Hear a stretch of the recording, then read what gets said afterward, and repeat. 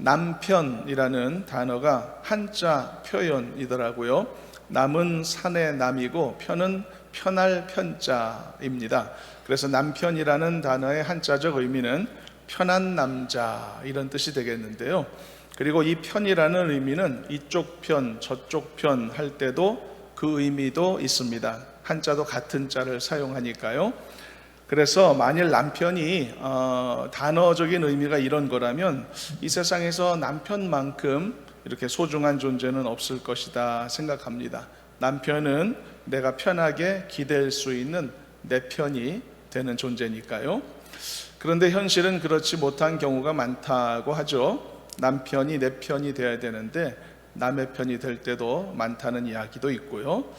남편이든 아내든지 간에 상대방에게 내 편이 되어주는 것은 참 중요하다 생각됩니다. 그럴 때 서로를 통해서 힘을 얻게 되고 그리고 위로를 얻을 수가 있지 않겠습니까? 여기 계신 남편들께서는 집에서 남의 편이 아니고 모두 다 아내의 편이실 것이라고 생각이 되는데요. 소중한 존재는 소중한 존재로 평소에도 여겨질 수 있어야 되는 것입니다. 얼마 전에 제가 교회 승합차를 운전한 적이 있었는데요. 조수석에는 제 아내가 타고 있었고, 그리고 뒤에는 여자 집사님들, 권사님들이 타셨는데요. 그런데 제가 브레이크를 좀 급하게 밟아야 될 어떤 상황이 생겨서 브레이크를 밟으면서 제 아내의 몸이 앞으로 쏠릴까봐 제가 팔을 뻗어서 아내를 잡아주는 이런 제스처를 했거든요. 저는 이게 너무 일상적인 일이라서 그냥 자연스럽게 한 일이었는데, 나중에 제가 없을 때 뒤에 타셨던 한 분이 제 아내에게 말씀을 하기를, 목사님이 너무 멋있었다라고 그렇게 얘기를 하셨다고.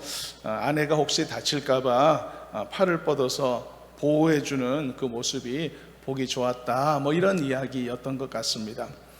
그랬더니 그 말을 듣고 있던 옆에 다른 권사님이 이렇게 말을 하셨대요. 우리 남편은 나를 밀치지만 않아도 다행일 거라고 그렇게 얘기를 하셨다라고 합니다. 설마 우리 교회에 그런 남편이 계시지는 않을 것 같은데요. 여러분, 우리 모두가 가정에서 제대로 된 남편들이 되시고 또 좋은 여편들이 되셨으면 좋겠습니다. 오늘 본문의 사건을 보면은요, 하나님께서 이스라엘 백성들을 얼마나 이 내 편으로 생각하셨는가, 또는 진정한 하나님의 소유로 생각하셨는가를 알 수 있게 하는 의미 있는 내용이 등장을 합니다. 왜냐하면 하나님께서 이스라엘의 원수를 나의 원수라고 선언하시는 그런 말씀이 나오기 때문입니다. 그러니까 이 말씀을 보게 되면은 하나님의 원수라는 단어도 나오고요, 그리고 이스라엘의 원수라는 표현도 나오는데 구별 없이 사용되고 있다는 점이 놀라운 사실이라는 것인데요. 사람이 어렵고 곤고할 때 자기 편을 들어주는 사람을 만나면 얼마나 반갑고 고마운 일이겠습니까? 그런데 하나님이 바로 이스라엘 백성들에게 그런 존재이셨다라는 뜻이죠. 그래서 우리가 이 내용을 통해서 우리에게도 하나님이 과연 어떤 분이신가를 생각해 보면서 힘들 때일수록 더욱 위로와 용기를 얻는 좋은 도전의 말씀이 되었으면 합니다. 오늘 본문은요, 하나님께서 이스라엘 자손의 원수인 미디안 족속을 정벌하라고 명령하신 그런 내용을 담고 있는데요. 그런데 이 미디안 정복 전쟁의 경우는요, 전쟁의 성격이 무엇인지가 처음부터 분명하게 언급되었습니다. 오늘 우리가 주목하는 부분이 그 부분인데요, 그것은 바로 원수를 갚는 일이었습니다. 원수 갚는 일은요, 짜릿한 일일 수도 있겠고 그만큼 흥분된 일일 수도 있을 것 아닙니까? 그런데 그렇다면 언제 미디안 족속이 이스라엘에게 원수질 일을 했던 것일까요? 그리고 혹시 원수질 일이 있더라도 이렇게 원수를 갚는 게 과연 옳은 일일까 생각도 들죠. 율법에 의하면 원수를 갚지 않는 게 오히려 율법에 순종하는 태도는 아닐까. 그런데 왜 여기에서는 하나님이 원수를 갚으라 그렇게 명령하셨을까요? 먼저 미디안 족속이 어떤 자들인지를 간단하게 요약하면 이렇습니다. 원래 미디안 족속은요, 아브라함의 후처였던 그두라라는 여인이 있는데 그 여인의 후손입니다. 그래서 그들도 높이 올라가면 아브라함의 자손들이기 때문에 이스라엘 백성들과 상당히 가까운 편에 속하는 사람들이었죠. 특히요, 모세에게 있어서 미디안 족속은 굉장히 밀접한 관계가 있습니다. 모세가 40살에 애굽에서 도망쳐 나왔을 때 40년간 거주했던 곳이 미디안 광야였습니다. 그리고 모세는 그 미디안 광야에서 미디안의 제사장 이드로의 딸이었던 십보라를 아내로 맡기도 했었죠. 그리고 모세의 장인 이드로의 경우는 모세와 이스라엘 백성들이 출애굽을 막 했던 초창기에 천부장과 백부장 제도를 확립해 주었을 만큼 굉장한 도움을 준 장본이기도 했습니다. 이렇게 여러모로 볼 때에 미디안 족속은 그다지 이스라엘과 원수질 일은 없어 보이는 사람들이었던 것이죠. 그러나 그때까지는 좋았지만 나중에 한 가지 중대한 사건이 발생했습니다. 미디안과 연결된 사건인데요, 그것이 바로 부올의 아들 발람 사건입니다. 발람이라는 자는요, 돈을 받고서 이스라엘에 저주를 선포하려 시도했었던 자였죠. 그러나 하나님의 강권하신 역사로 인해서 그의 시도가 실패로 돌아가기는 했지만 나중에는 기어코 계략을 사용하여 이스라엘의 음란함과 우상 숭배를 전파시킨 장본인이 된 바가 있는 인물입니다. 그가 발람입니다. 용서할 수 없는 캐릭터죠, 이스라엘로서는. 그런데 성경을 보면 이 부올의 아들 발람을 초청한 사람이 모압 왕 발락이라고 되어 있지만은 그 외에도 발람을 데려오기 위해 애쓴 사람들이 있음을 보게 됩니다. 이들은 직접 발람을 데려오기 위해 발람에게 방문하기도 했었죠. 그 사람들이 바로 미디안 장로들이었던 것입니다. 이처럼 미디안 족속은 이스라엘을 저주하는 일에 직접 가담자들이었다는 사실이 드러난 것이죠. 그리고 이후에는요, 실제로 이 미디안 족속과 발람이 이스라엘을 영적으로 무너뜨리는 일에 엄청난 성공을 거두기도 합니다. 굉장히 큰 사건이 있었던 것인데요, 그때 그 커다란 사건의 배후가 미디안 족속이었단 말입니다. 오늘 본문 말씀의 배경이 되고 있는 그 시점에 바로 전에 있었던 사건이었죠. 그래서 하나님은 이 미디안 족속을 이스라엘 자손의 원수라고 선언하셨던 것입니다. 그러므로 이 전쟁은 단순한 정복 전쟁이 아니었고 사사로운 원한으로 인해 발생한 전쟁도 아니었고요, 개인적 차원의 원수 갚는 복수혈전 같은 그런 사사로운 전쟁도 아니었습니다.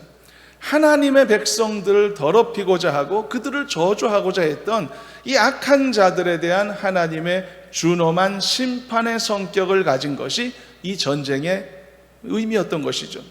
그러므로 이 전쟁은 이스라엘 백성들이 스스로 선택한 것도 아니었습니다.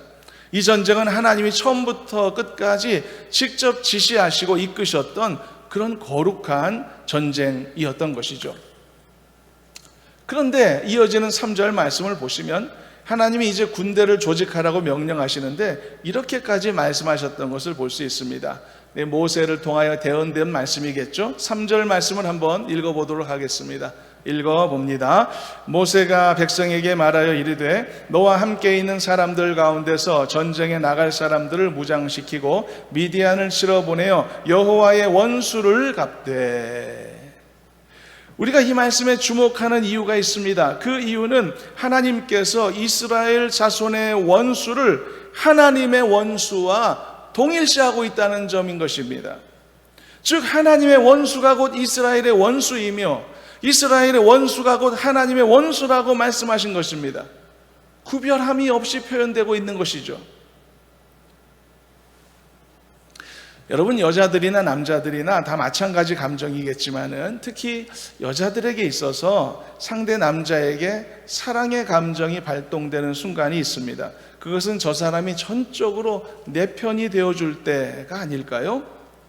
나를 위해 주는 상황이 왔을 때, 나를 감싸줄 때, 나를 보호해 줄 때, 내 말을 믿어줄 때, 내 사정을 알아줄 때, 내가 가진 감정을 이해해주고 기꺼이 공감해 줄 수 있을 때, 이런 것들이 바로 상대방이 내 편이 되어주고 있다라고 하는 증거가 아니겠습니까?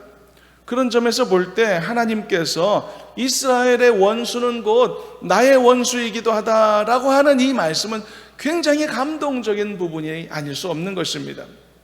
이것은 단순히 공감하는 행위 정도가 아니고 한 배를 같이 탄 것과 같은, 정말 하나의 공동체되고 하나의 가족이 된 것과 같은 그런 일체감을 느끼게 하는 대목이기 때문이죠.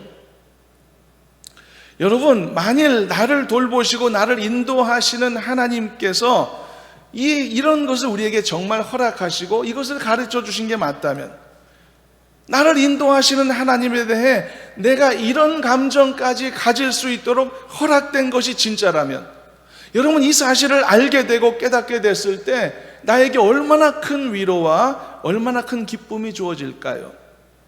그 누구도 두렵지 않은 사람이 될 수 있지 않을까요? 어떤 상황도 겁나지 않는 사람이 되는 것이죠. 여러분들도 하나님과 이런 일체감으로 연결된 존재들이라는 것을 잊지 마시기를 바랍니다. 하나님과 나와의 관계는 단지 공감하는 관계 정도가 아닙니다. 그것을 뛰어넘는 것입니다. 여러분, 공감 능력이 없는 무자비한 사람들이 즐비한 이 세상에서요, 준수한 공감 능력만 갖추어도 어디에서나 환영받는 매력 있는 사람이 될 수가 있습니다. 그것이 지금 이 시대입니다. 얼마나 힘드세요? 라고 하는 말을 한마디만 전달해도 상대방이 눈물을 쏟을 수도 있는 그런 상황.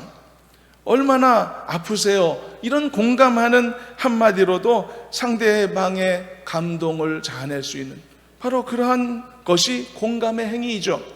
이것도 귀하지만은, 그러나 하나님은요, 그저 공감해 주시는 그 차원을 넘어서시는 것입니다. 이것은 하나의 공동체, 하나의 가족, 더 나아가서 한 몸이 된 것과도 같은 그런 일체감으로 나와 연결하시는 것이기 때문입니다.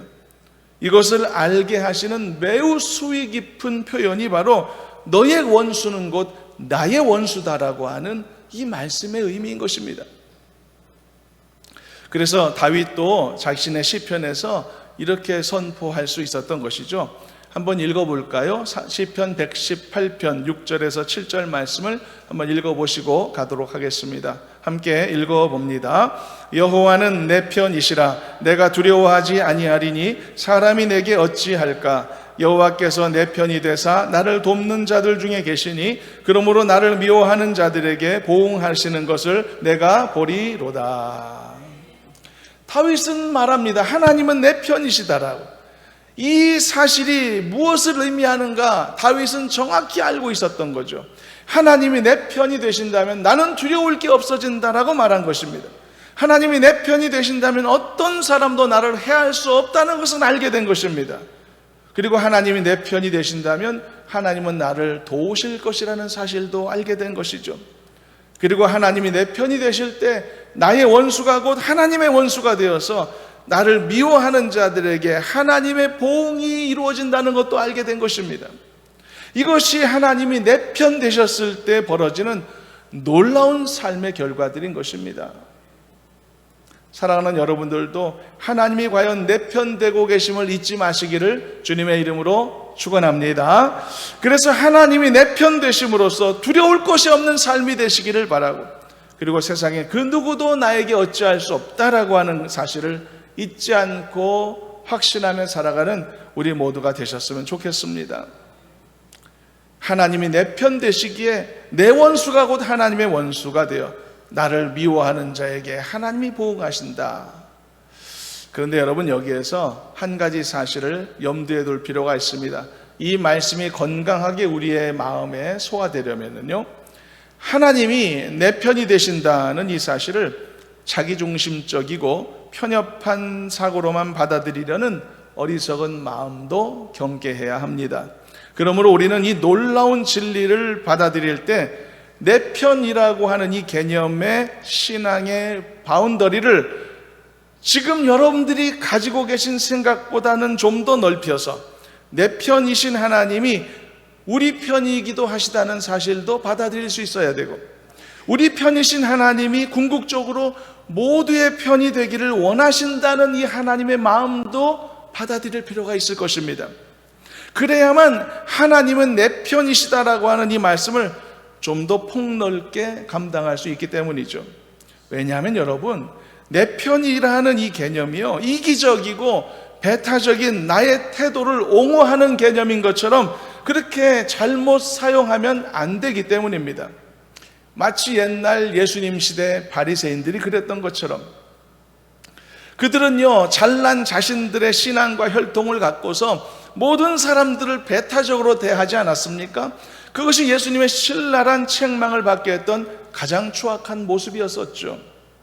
그러므로 여러분, 하나님이 내 편이시다라고 하는 이 사실은 엄청난 메시지고 놀라운 위로의 말씀이긴 하지만, 이 사실은 절대로 편협한 사고로 취급되어서는 안 된다는 것도 염두에 둬야 합니다. 할 수만 있다면 모든 사람을 구원하고자 하시는 하나님의 지극한 사랑을 깊이 이해하는 마음이 먼저 있어야 되고, 한편으로는 하나님의 엄중하신 공의로우심이 훼손되는 것을 하나님은 원치 않으시는, 그래서 하나님은 공의로우신 하나님이라는 사실 또한 충분히 이해할 수 있을 때 하나님이 내 편이다라고 하는 이 놀라운 사실이 건강한 믿음으로 소화될 수 있는 것입니다. 저는 여러분들이 바로 이런 건강하고 더 성숙한 믿음의 사람들이 되셨으면 좋겠습니다. 그래서 하나님이 나와 함께 하신다는 이 사실이 우리에게 어떤 죄악된 마음을 심는 것이 아니라, 교만한 마음을 심는 것이 아니라, 하나님을 더 건강하게 의지하고 신뢰하는 아름다운 믿음의 성장을 이루는 건강한 말씀으로만 다가오는 은혜가 있기를 저는 간절히 소망합니다. 그래서 하나님은 언제나 믿음으로 살고자 하는 나와 같은 자녀들의 편이 되신다는 사실을 기억하고, 지금보다 훨씬 더 평안함과 여유로움과 관대함을 지니시고 더 행복하고 확신 있는 믿음 생활을 하시는 우리 모두가 되기를 주님의 이름으로 축원합니다. 그렇다면 나의 원수 곧 하나님의 원수, 바로 이렇게 하나님이 이것을 규정하셨을 때 그들에게 어떤 놀라운 승리가 주어졌을까? 본문의 내용을 좀 더 보겠습니다. 4절부터 5절을 먼저 읽어보겠습니다. 4절입니다. 이스라엘 모든 지파에게 각 지파에서 한 1000명씩 전쟁에 보낼지니라 하매, 각 지파에서 1000명씩 이스라엘 100만 명 중에서 12,000명을 택하여 무장을 시킨지라. 하나님은 처음에요, 군대 결성을 할 때부터 모든 것을 세밀하게 지시하셨습니다. 그 내용을 보면 이번 미디안 전쟁에 나갈 병사들은 각 지파마다 1000명씩 뽑으라고 하셨죠. 그렇다면 12지파에서 1000명씩 나왔으면 몇 명입니까? 어려워서 그러신 건 아니겠죠? 1000명씩 12지파면 12,000명이죠. 그래서 12,000명의 병사들이 모였습니다. 많습니까? 적습니까? 적은 숫자입니다. 굉장히 적은 숫자입니다. 이스라엘의 군대 숫자가 당시 60만 명 정도 됐다고 보는데 거기에 12,000명? 미디안의 군대는 엄청나게 강력한 세력이란 말이죠. 아주 적은 숫자를 하나님은 소집하게 명령하셨죠. 그럼에도 불구하고 하나님이 그렇게 말씀하신 것은 이 정복 전쟁은 단순한 전쟁이 아니고 처음부터 끝까지 하나님이 결정하시고 하나님이 주관하시는 거룩한 전쟁이었기 때문입니다. 그래서 이 전쟁에 있어서 이스라엘 군사들이 할 일은 많지 않았던 것이죠.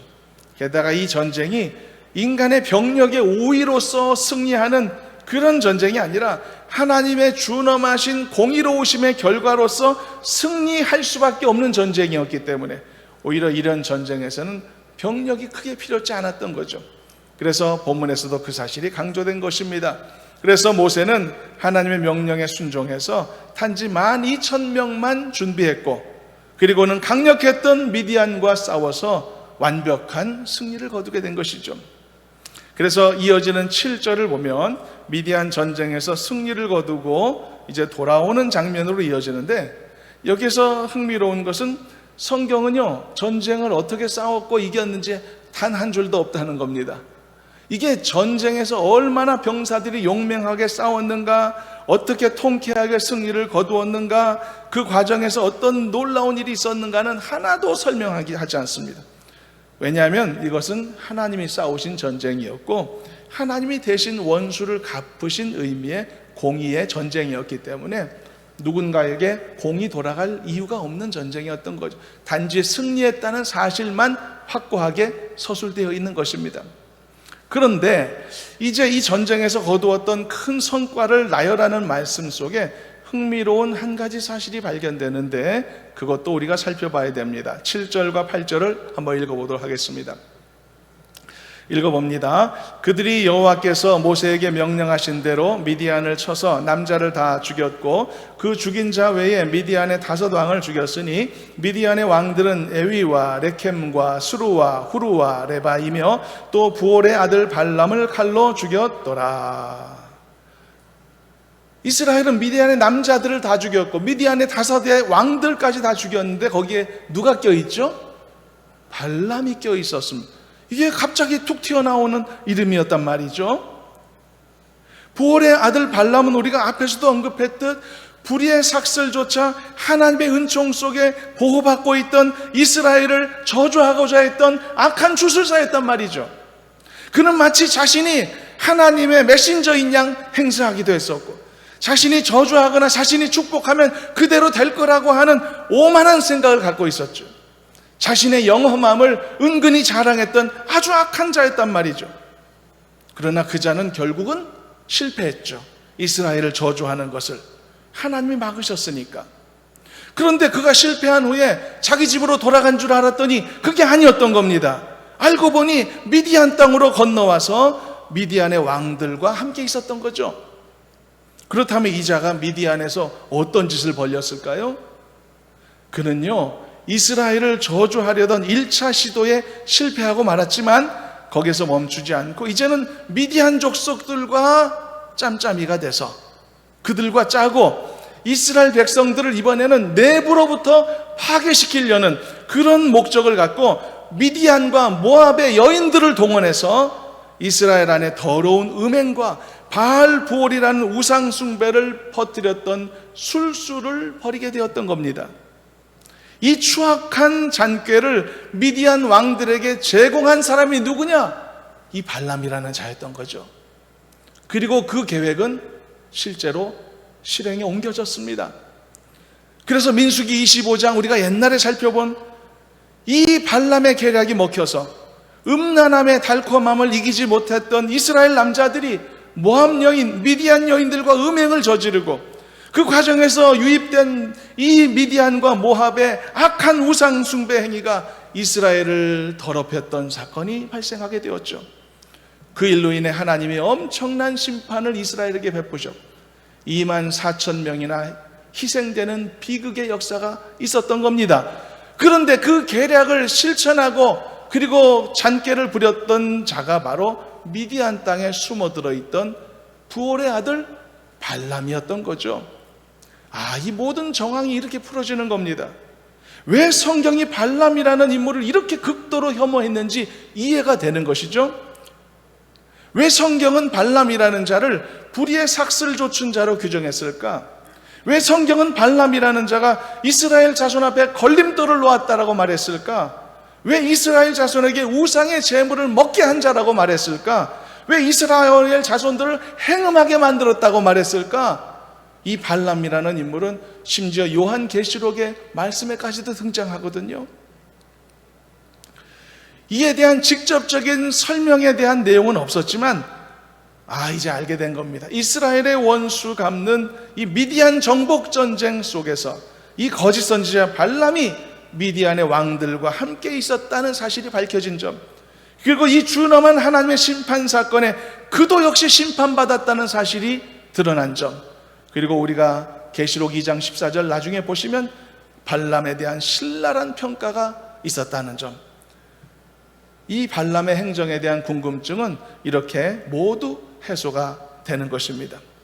우리는 발람이라는 자에 대해 집중적으로 기록되어 있었던 민수기 22장 24절을 예전에 함께 살펴보면서 대체 이 발람이라는 자를 어떻게 평가해야 되는가 약간 혼란스러움을 경험했어야 했습니다.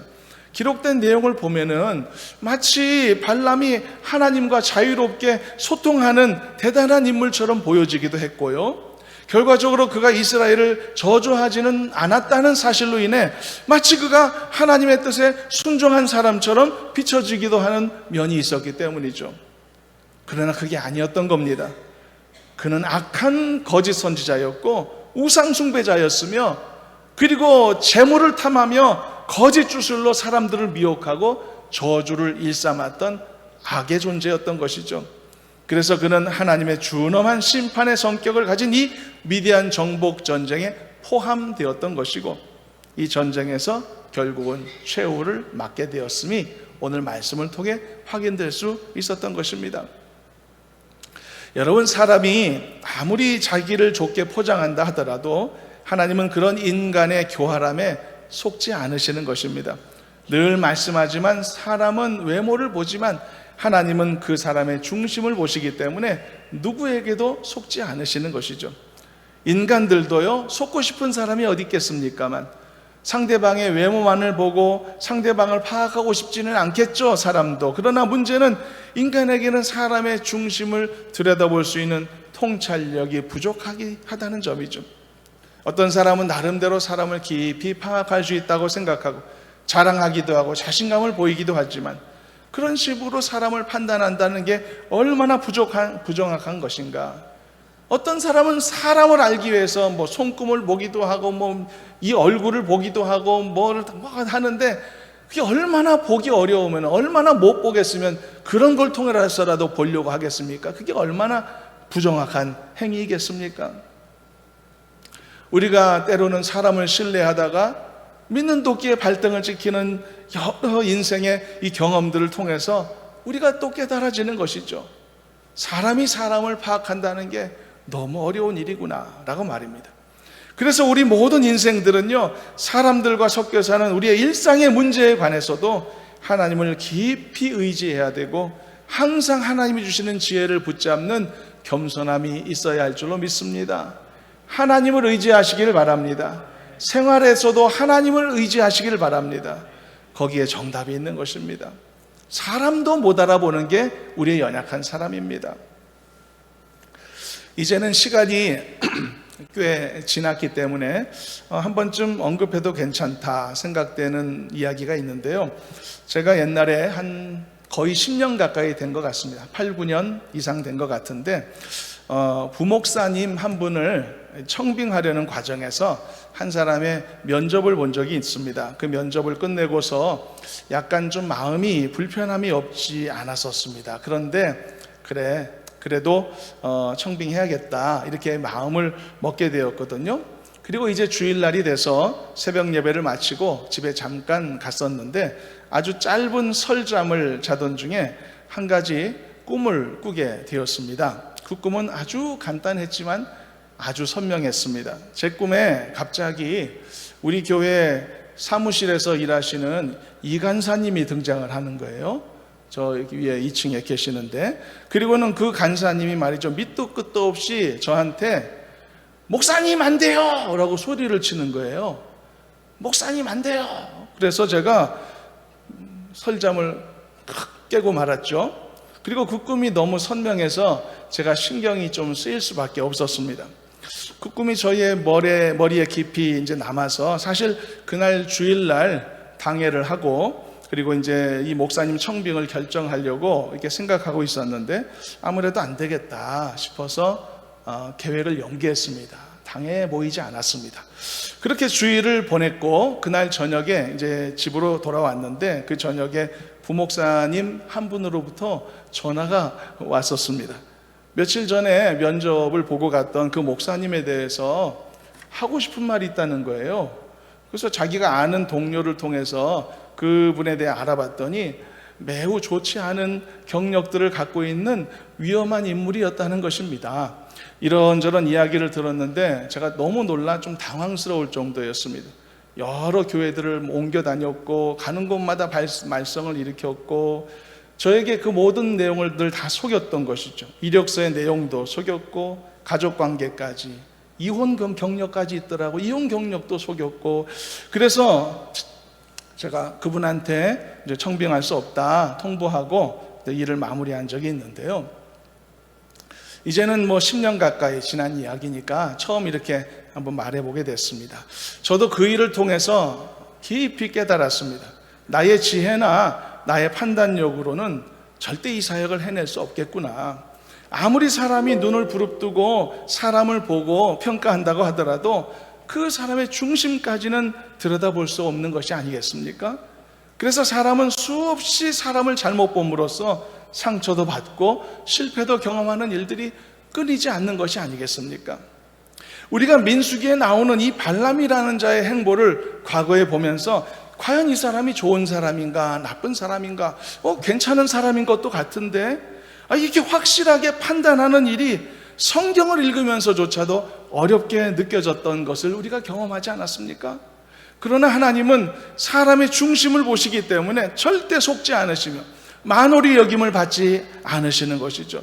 그래서 발람 같은 이런 인물들이 사람들의 판단으로는 걸러지지 못할지 몰라도 하나님의 시선으로는 정확하게 걸러내진다는 사실입니다. 그러므로 여러분, 우리가 하나님 앞에 서는 유일한 태도는 정직함밖에 없다는 것을 다시 한번 깨닫습니다.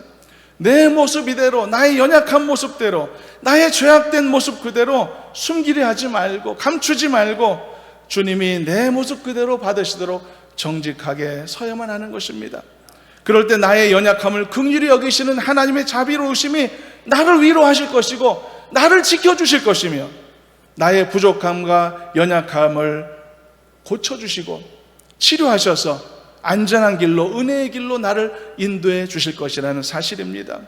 이런 하나님의 은혜와 긍휼을 경험하는 복된 성도들이 되시기를 바라는 마음이 이 말씀을 나누는 이유가 되겠습니다. 사랑하는 여러분, 부족함과 연약함을 항상 고백하시기를 바랍니다. 그리고 그 고백함 속에서 하나님의 손길을 경험하고 느끼는 여러분들이 되시기를 바랍니다. 능력의 이름을 붙잡으시고 은혜의 이름을 붙잡으시길 바랍니다. 그러기 위해서 정직함과 순전함으로만 하나님 앞에 서십시오. 그럴 때 더 크고 놀라운 하나님의 위로하심과 은혜를 얻게 될 줄로 믿습니다. 말씀을 맺겠습니다. 이스라엘을 저주하고자 했던 이스라엘의 원수 미디안 족속들에 대해 하나님은 너희들의 원수가 곧 나의 원수다라고 하는 메시지를 주셨습니다. 이것은 곧 끝까지 나는 너의 편이다 라는 말씀이었죠. 그래서 하나님은 이번 전쟁을 통해서 이스라엘의 원수를 대신 갚아주셨고, 그리고 이스라엘 대신해서 하나님이 미디안 족속을 심판하실 때 이스라엘의 능력을 뛰어넘는 완벽한 심판의 결과를 보여주셨습니다. 그래서 하나님은 하나님의 원수이기도 했던 그들을 심판하심으로써 하나님의 공의로우심을 세상에 알리셨고, 뿐만 아니라 하나님은 과연 내 편이시다라고 하는 사실을 그들에게 깨닫게 하셨고, 또 한 가지 마지막으로 정말 이스라엘의 진짜 원수였던 발람이라는 자 또한 하나님이 찾아내셔서 이번 전쟁을 통해 완벽하게 심판하심을 통해 불의의 삭슬 쫓아다니며 악한 말로 저주를 일삼았던 자가 어떤 하나님의 준엄한 심판을 받게 되는지를 분명히 알게 하셨습니다. 사랑하는 여러분, 여러분들이 하나님의 신실한 자녀들이 맞다면 여러분들이 또한 하나님의 자녀답게 믿음으로 살고자 애쓰고 노력하며 기도하며 살고 있는 것이 맞다면 하나님은 여러분 편이라는 것을 잊지 마시기를 바랍니다. 그러므로 여러분들이 어려울 때 하나님은 여러분들을 외면하지 않으시고 여러분들의 손을 들어주신다는 것 잊지 마시기를 바랍니다. 그러므로 여러분들이 기꺼이 하나님의 편에 서기로 결심했다면 여러분들의 원수는 하나님의 원수가 될 것이고 여러분들의 대적은 하나님의 대적이 될 것입니다. 그러므로 여러분들이 먼저 하나님 편에 서시길 바랍니다. 하나님의 말씀에 즐거이 순종하는 삶을 택하시기를 바랍니다. 성도로서 살아가고 예배자로서 살아가는 삶을 부담스럽게 생각하지 말고 감사히 여기고 기쁘게 여기시기를 바랍니다. 그러면 하나님도 기꺼이 여러분들의 편에 서실 것입니다. 필요하다면 여러분들의 억울함을 풀어주실 것이고 어려울 때마다 여러분들을 도와주실 것이며 정말 필요하다면 원수도 갚아주실 것입니다.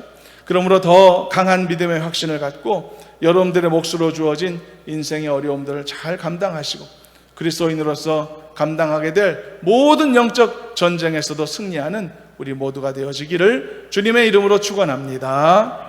기도하겠습니다. 아버지 하나님, 저희들의 부족함 중에도 저희들을 사랑하시고 인도하셔서 자녀 삼으시며 그 은혜 속에 항상 머물러도록 이끌어 주심을 감사합니다. 우리가 하나님의 편에 있음을 알고 하나님이 또한 나의 편에 있음을 알게 해주셔서 우리가 그 사실로 인해 위로와 능력을 얻으며 늘 하나님의 은혜 안에 승리하는 저희들이 되도록 도와주시옵소서. 감사하며 예수님의 이름으로 기도하옵나이다. 아멘.